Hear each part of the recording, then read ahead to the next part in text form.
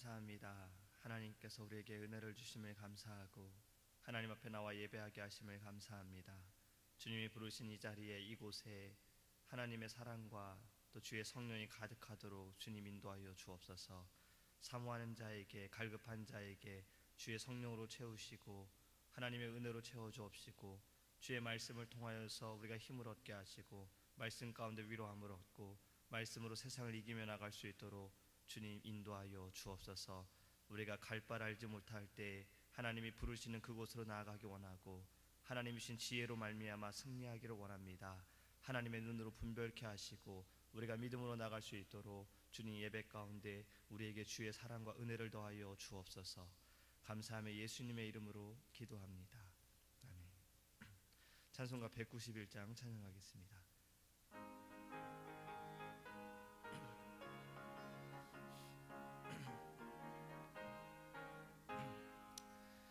내가 매일 기쁘게 순례의 길 행함을 주의 팔이 나를 안보하며 내가 주의 큰 목을 받는 참된 비결을 주의 영이 함께함이라. 성령이 계시네, 할렐루야 함께하시네. 좁은 길을 걸으며 밤낮 기뻐하는 것 주의 영이 함께함이라. 전에 죄에 빠져서 평안함이 없을 때 예수 십자가의 공로 힘입어 그 발 아래 엎드려 참된 평화 얻음을 주의 영이 함께함이라. 성령이 계시네, 할렐루야 함께하시네. 좁은 길을 걸으며 밤낮 기뻐하는 것 주의 영이 함께함이라. 나와 동행하시고 모든 염려하시니 나는 숲의 새와 같이 기쁘다. 내가 기쁜 마음으로 주의 뜻을 행함을 주의 영이 함께함이라. 성령이 계시네, 할렐루야 함께하시네. 좁은 길을 걸으며 밤낮 기뻐하는 것 주의 영이 함께함이라. 세상 모든 욕망과 나의 모든 정욕을 십자가에 이미 못을 박았네. 어두운 밤이 지나고 무거운 짐 벗으니 주의 영이 함께함이라. 성령이 계시네, 할렐루야 함께하시네. 좁은 길을 걸으며 밤낮 기뻐하는 것 주의 영이 함께함이라. 아멘. 창세기 29장 1절에서 9절 말씀 함께 보겠습니다. 하나님의 말씀 창세기 29장 1절에서 9절입니다. 제가 주는 성경책은 구역성경 42페이지입니다. 야곱이 길을 떠나 동방 사람의 땅에 이르러 본즉 들에 우물이 있고 그 곁에 양 세 떼가 누워 있으니 이는 목자들이 그 우물에서 양 떼에게 물을 먹임이라. 큰 돌로 우물 아기를 덮었다가 모든 떼가 모이면 그들이 우물 아기에서 돌을 옮기고 그 양 떼에게 물을 먹이고는 우물 아기 그 자리에 다시 그 돌을 덮더라. 야곱이 그들에게 이르되 내 형제여 어디서 왔느냐? 그들이 이르되 하란에서 왔노라. 야곱이 그들에게 이르되 너희가 나홀의 손자 라반을 아느냐? 그들이 이르되 아노라. 야곱이 그들에게 이르되 그가 평안하냐? 이르되 평안하니라. 그의 딸 라헬이 지금 양을 몰고 오느니라. 야곱이 이르되 해가 아직 높은즉 가축 무일 때가 아니니 양에게 물을 먹이고 와서 풀을 뜯게 하라. 그들이 이르되 우리가 그러하지 못하겠노라. 때가 다 모이고 목자들이 우물 아기에서 돌을 옮겨야 우리가 양에게 물을 먹이느니라. 야곱이 그들과 말하는 동안에 라헬이 그의 아버지 양과 함께 오니 그가 그의 양들을 치고 있었기 때문이더라. 아멘. 할렐루야. 로마에 가면 로마의 법을 따라야 한다라는 그런 말이 있습니다. 이 말은 로마에 가서는 로마의 법을 따르고 미국에 가서는 미국의 법을 따르고 한국에 가면 한국의 법을 따르다라는 그런 이야기죠. 가끔 게임을 하다 보면 어릴 때 게임을 하다 보면 아이들이 이런 얘기들을 많이 합니다. 우리 동네는 그렇게 안 했는데, 우리 동네는 그렇게 안 했는데 니네 동네 이상하다, 이렇게 막 아이들끼리 자기 동네가 맞다라고 주장할 때가 있어요. 가끔 고스톱을 치시는 분들도 그런 분들이 계시더라고요. 우리 동네는 그렇게 안 했는데 왜 니네 동네는 이렇게 하냐고, 우리 동네처럼 해야 된다라고 하면서 우기는 분들도 계시더라고요. 이 모든 것을 다 해결할 수 있는 방법은 그 지역에 따라서 하는 것입니다. 로마의 법을 따르라는 말처럼 그 지역에 맞게 그것을 하면 되는 겁니다. 오늘 본문의 내용을 보면 야곱이 잠에서 깨어 단을 쌓고 그것을 베델이다라고 하였고 하나님께 영광을 돌리고 그가 서원했죠. 자신이 걷는 모든 것의 10분의 1을 하나님께 드리겠다라고 그는 서원한 후에 다시 길을 떠납니다. 길을 떠나다가 이제 들에 우물이 있는 것을 보았어요. 그리고 그 우물 주변에 있는 목자들과 양떼, 새 무리들을 보았습니다. 가만히 보니까 모든 떼가 모이면 그 우물 아기에서 돌을 옮기고 양들에게 물을 먹인 다음에 다시 그 돌을 제자리에다가 덮는 것을 보았습니다. 야곱이 이제 그들에게 다가가서 인사를 합니다. 너희는 어디서 왔느냐? 하란에서 왔다라고 말해요. 나홀의 손자 라반, 야곱의 삼촌을 너희가 아느냐라고 물으니 그들이 안다라고 대답합니다. 그리고 그의 딸이 지금 양을 몰고 이곳으로 오고 있다라고 대답해요. 그러자 야곱이 이렇게 말합니다. 해가 아직 높으니까 가축이 모일 때가 아니니 일단 모여있는 양들에게 물을 먹이고 그리고 나서 풀을 뜯게 해라. 그러자 그들이 대답하기를 아니다, 우리는 그러하지 못하겠다. 때가 다 모이고 목자들이 돌을 옮겨야지만 우리가 양에게 물을 먹일 것이다 라고 말합니다.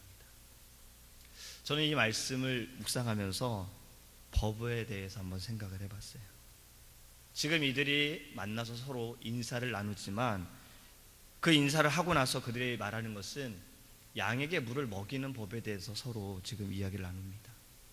야곱은 해가 아직 높으니까 이렇게 기다리는 것보다, 다 모이기를 기다리는 것보다 일단 모여있는 양떼들을 먼저 물을 먹이고 나서 그리고 풀을 먹이는 게 어떻겠느냐라고 말하죠. 하지만 그들은 우리의 법은 그렇지 않다. 우리는 원래 다 모여야지만 그때 돌을 옮기고 우리의 양들에게 물을 먹이는 것이 우리의 법이다라고 말하는 겁니다.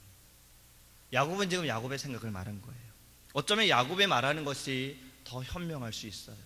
그것이 시간이 더 덜하게 될 수도 있고 그것이 어쩌면 지혜로운 방법일 수도 있지만 다른 사람들은, 그 상대방들은 그것에 대해서 듣지 않고 우리는 우리의 법이 있다라고 말하는 겁니다. 서로의 법에 대해 말하는 거죠. 누구의 법이 옳다라고 우리는 생각이 되어집니까? 우리는 한국 사람으로서 한국 법을 지켜야 하겠지만 우리가 미국에 생활하면서 만약에 나는 한국 사람이니까 나는 한국의 법대로 살 거야 라고 말하면 미국에서 우리는 좀 어려울 수가 있습니다. 운전을 만약에 하더라도 나는 한국에서 이 규정 속도로 달렸어, 미국에서 나는 그대로 맞추겠어 라고 말한다면 아마 우리는 법을 많이 어기게 될 거예요. 우리가 조지아주에서도 내가 여기에서 100마일을 달렸던 사람이야, 근데 뉴욕에 가서 다운타운에 그렇게 복잡한 곳에서 난 여기서도 100마일을 달리겠어 라고 말하면 아마 여러 번 티켓을 끊게 될 겁니다. 그 지역마다 법이 다 있지요. 제가 여기서 생각해 보게 된 것은 바로 이겁니다. 세상의 법과 하나님의 법, 우리는 어떤 법을 지켜야 할까? 하나님의 법이라고 우리는 당연히 대답을 할 겁니다. 그렇다면 세상의 법은 무시해도 되는가? 세상의 법을 지키고 살다 보면 때로는 또 하나님의 법을 무시할 때가 있어요. 그러면 어떻게 해야 될까요? 세상의 법은 우리가 어떻게 하고 하나님의 법은 또 어떻게 할까요? 로마에 가면 로마 법을 따르라고 했으니까 우리는 지금 이 세상에 살고 있기 때문에 그럼 이 세상의 법을 우리가 지켜야 할까? 참 한번 생각을 해봤습니다. 근데 먼저 이런 생각을 해봤습니다. 이 둘 중에 어떤 것이 완벽합니까? 세상의 법이 완벽합니까? 하나님의 법이 완벽합니까? 하나님의 법이 완벽하지요. 세상의 법은 한계도 있고 오점도 있고 지역마다 다르고 나라마다 다릅니다. 다른 나라의 법에 대해서 우리는 에이 어떻게 그런 법이 있어? 라고 생각할 때가 있죠. 어떤 나라에서는 쓰레기를 버리면 감옥에 들어가잖아요. 아주 무서운 법이죠. 어떤 나라에서는 기도하면 잡히게 되죠. 어떤 나라에서는 돼지고기 먹이면 잡죠. 법은 다 다르게 되어 있습니다. 지금 우리나라도 여러 가지 법으로 인해서 사람들이 힘들어하고 있죠. 상처받고 있기도 합니다. 아파하는 사람들이 법으로 인해서 더 아프고 있죠. 울고 있는 사람들에게 울지 말라고 때리는 것과 다를 바가 없습니다. 전에는 죄였던 것들이 법이 바뀌고 나니까 이제는 죄가 아니게 되어져요. 세상의 법은 이렇게 막 바뀌고 있다라는 겁니다. 진리라는 것은 변하지 않는데 세상의 법은 왜 바뀔까요? 어쩌면 진리가 아니기 때문에 그럴 수도 있죠. 오점이 있다고 해서 그렇다고 세상의 법이 다 다르다고 해서 진리가 아니라고 해서 그럼 우리가 세상의 법을 무시하면서 살아도 될까라는 생각을 해봅니다. 그러다 예수님이 이 땅에서 어떻게 사셨는지를 한번 생각해 보게 되었어요. 예수님이 이 땅에 오셔서 예수님은 이 땅에 오셔서 세상의 법을 어기셨는가? 성경에 보면 예수님은 세상의 법을 어긴 적이 없으십니다. 예수님께서 이 세상에 사시면서 세상의 법을 따르셨어요. 하지만 세상의 법을 지키면서 살았지만 이 세상의 법이 하나님의 법보다 우선시 되지는 않았습니다. 하나님의 법이 우선시 되었기 때문에 이 잘못된 세상의 법 앞에서도 당당히 하나님의 나라를 증거하였고 하나님의 법을 나타내시기 위해 갖은 음모를 당하시고 핍박을 당하셨어요. 예수님이 십자가의 처형을 당하신 것도 두 가지의 제목 때문에 그렇다고 하죠. 물론 음모로 인해서 그렇게 되었지만 첫 번째는 반란죄입니다. 왕이다라고 하여서 그가 반란을 일으킨다라는 죄를 덮어씌웠어요. 두 번째는 신성 모독죄다라고 하여서 예수님을 그렇게 십자가에 못 박았습니다. 그런데 재미있는 것을 보면 정작 예수님을 재판한 빌라도는 나는 이에게서 아무런 죄도 아무런 흠도 찾을 수 없다라고 말해요. 이때에는 로마의 법이 가장 그리고 제일 그리고 그 로마의 법대로 살아야 되는 거였죠. 이 로마의 법을 가지고 재판하는 이가 말하기를 나는 예수님에게서 이 사람에게서 아무런 죄도 발견할 수 없다라고 그렇게 이야기를 했습니다. 예수님은 세상의 법도 지키며 살으셨던 거예요. 만약에 우리에게 세상의 법과 하나님의 법 중 지켜야 한다면 어떤 것을 지켜야 할까요? 예수님처럼 둘 다 지키려고 해야 합니다. 하지만 이 가운데 하나만 지켜야 하는 상황이 온다면 진리를 선택해야 돼요. 진리라는 것은 변함이 없는 겁니다. 코에 걸면 코걸이가 되고 귀에 걸면 귀걸이가 되고 사람에게 편한 대로 맞춰지는 것이 진리가 아니에요. 내게 이득이 될 때 이렇게 바꾸고 손해가 될 땐 저렇게 바꾸고 그것은 진리가 아닙니다. 진리는 변함이 없어요. 그렇기 때문에 우리는 진리를 따라 살려고 해야 합니다. 때로는 진리로 인해서 고통을 받을 수도 있습니다. 핍박을 받을 수도 있어요. 그것은 참 진리를 모르는 자들에게 또 진리를 쫓지 않는 자들에게 그렇게 될 수가 있다는 겁니다. 우리는 예수님께서 하신 것처럼 진리를 위해 살아야 하고 진리를 따라 살아야 합니다. 하나님의 법에 맞추어 사는 나라들은 성경에서 보면 축복을 받았어요. 왕이 하나님의 법을 두려워하고 하나님의 법대로 산 그 나라는 축복 가운데 있었습니다. 왕도 복을 받았고 그 백성들도 복을 받았어요. 하지만 하나님의 법에 맞춰 살지 않은 나라들은 어려웠고 힘들었고 다른 나라들로 인해서 노예 생활도 하게 되었고 어떠한 곳은 멸망도 당했습니다. 우리는 이것을 반드시 기억해야 돼요. 하나님의 법이 더 우선시 되어야 합니다. 그리고 우리가 기도할 제목은 바로 이거예요. 이 세상의 법이 하나님의 법에 맞추어 그 진리대로 살아갈 수 있도록, 정치인들이, 법을 관리하는 모든 이들이 사람에게 맞추고 자신의 정당에게 맞추고 무리에게 맞추는 것이 아니라 진리를 위해서 하나님의 법대로 그들이 하나님을 두려워하고 그렇게 살아갈 수 있기를 우리는 기도해야 합니다. 바로 이 기도 제목이 하나님의 말씀을 통해서 세상을 다스릴 수 있는 그러한 기도 제목인 겁니다. 세상으로 인해 교회가 다스려지는 것이 아니라, 세상으로 인해 하나님의 백성들이 다스려지는 것이 아니라 하나님의 법과 하나님의 말씀을 통해서 세상이 다스려질 수 있는 그날이 속해 오기를 우리는 기도하고 더 열심으로 나아가야 할 줄 믿습니다. 기도하겠습니다. 사랑하는 하나님, 감사합니다. 하나님, 우리가 이 시간에 하나님의 법에 대해서 생각해 보았습니다. 세상의 법과 하나님의 법, 우리가 무엇을 더 중히 생각해야 하고 우리가 무엇을 따라야 할지 한번 우리가 생각해 보기를 원합니다. 주님도 이 땅에 오셔서 세상의 법을 무시하시지는 않으셨습니다. 세상의 법을 따르셨지만 그것이 하나님의 법보다 우선시 되지는 않으셨습니다. 우리도 주님처럼 그렇게 살기를 원합니다. 진리를 따라 살게 하소서. 진리는 변함이 없는 겁니다. 진리는 사람에게 맞춰주는 것도 아니고, 진리는 누구를 위해서 편하게 되어지기 위해서 이럴 땐 이렇게 되어지고 저럴 땐 저렇게 되어지는 것이 아닙니다. 진리는 불변합니다. 하나님의 법이 바로 진리입니다. 우리가 그 진리를 따라 살아갈 수 있도록 하나님 은혜를 내려 주옵소서. 이 땅에 살아가면서 때로는 세상의 법과 하나님의 법으로 인하여 부딪힐 때가 있습니다. 우리 자신도 혼동되어질 때가 있습니다. 우리 자신도 하나님 판단하지 못할 때가 있습니다.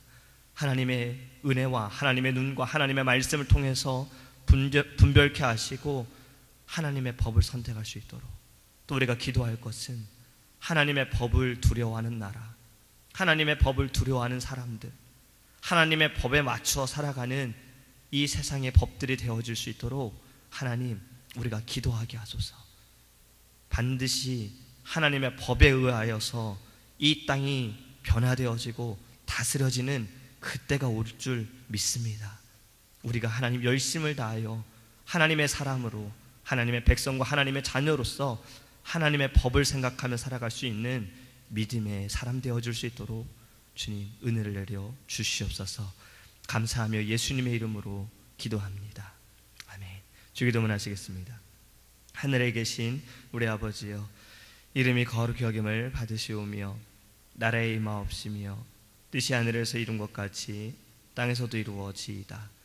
오늘날 우리에게 일용할 양식을 주옵시고 우리가 우리에게 죄 지은 자를 사하여 준 것 같이 우리의 죄를 사하여 주옵시고 우리를 시험에 들게 하지 마옵시고 다만 악에서 구하옵소서. 되게 나라와 권세와 영광이 아버지께 영원히 있사옵나이다.